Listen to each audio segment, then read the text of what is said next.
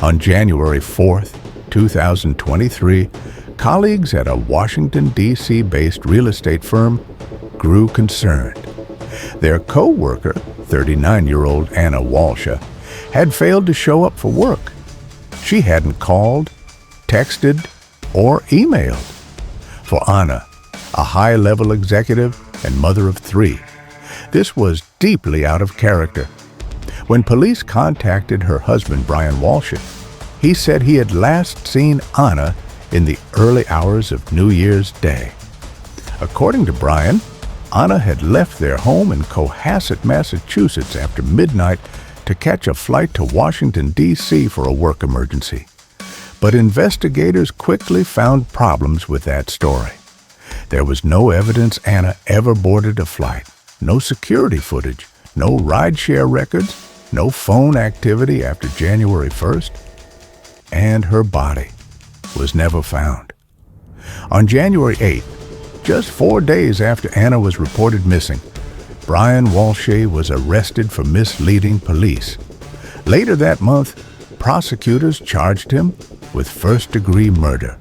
Anna Walsh is dead because he murdered her. What followed was a case built almost entirely on circumstantial and forensic evidence. During the investigation, police searched the Walshe home and nearby areas. In trash facilities miles away, they discovered garbage bags containing disturbing items: a blood-stained towel, a piece of carpet, a hacksaw blade, clumps of hair, and even a piece of human tissue. A forensic scientist later testified that Anna Walsh's DNA was found on many of these items. Prosecutors argued this was evidence not only of her death, but of efforts to dismember and dispose of her body. Surveillance footage became another critical piece of the case. Images presented in court showed Brian Walsh visiting multiple hardware stores shortly after Anna vanished. Prosecutors say he purchased cleaning supplies, trash bags, and tools, items they believe were used to clean the crime scene and dispose of Anna's remains. Investigators also examined Brian's internet activity. Searches allegedly included questions such as how long before a body starts to smell, how to dismember a body, and best way to dispose of a body. Prosecutors described these searches as chilling and deliberate. Despite the mounting evidence, one major fact remained: Anna Walsh's body has never been recovered. Before the murder trial began, Brian Walshe pleaded guilty to illegally disposing of his wife's body and to misleading police.